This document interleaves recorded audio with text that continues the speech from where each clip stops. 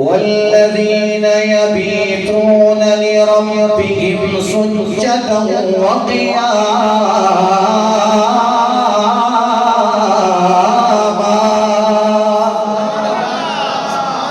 اللہ کے ولی، اللہ کے برگزیدہ، رب کے محبوب بندے جب راتوں کو اٹھ کے اللہ کی رضا کی خاطر قیام میں کھڑے ہوتے ہیں، رکوع سجود میں جا کر اپنی پیشانیاں زمین پہ بچھاتے گئے، اللہ ان کے معمولات جو رات کے ہیں ان کو قرآن کے اندر بیان فرما رہا ہے۔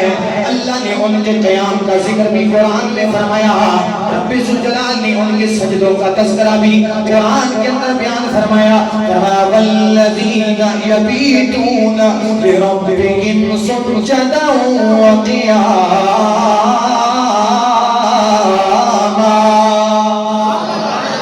پتہ چلا ولیوں کے رات کے معمولات کو ڈسکس کرنا یہ میرے کریم رب کی سنت ہے، اور صرف رات کے معمولات کو ڈسکس کرنا یہی صرف سنت اللہ نہیں بلکہ دن کے معمولات کو ڈسکس کرنا یہ بھی میرے کریم رب کی سنت ہے۔ میرا اللہ فرماتا ہے قُلِ الْأَلْبَابِ الَّذِينَ يَذْكُرُونَ اللَّهَ قِيَامًا وَقُعُودًا وَعَلَى جُنُوبِهِمْ وَيَتَفَكَّرُونَ فِي خَلْقِ السَّمَاوَاتِ وَالْأَرْضِ۔ ولیوں کی نشانی یہ ہے کہ کھڑے ہوتے ہیں تب بھی اللہ اللہ، بیٹھنے لگتے ہیں پھر بھی اللہ اللہ، رات کو سوتے ہوئے کروٹ بدلتے ہیں پھر بھی اللہ اللہ۔ تو پتہ چلا ولیوں کے کھڑے ہونے کو بیان کرنا یہ بھی سنت اللہ، ولیوں کے بیٹھنے کے انداز کو بیان کرنا یہ بھی سنت اللہ، ولیوں کے رات کو کروٹ بدلنے کے انداز کو بیان کرنا یہ بھی سنت اللہ۔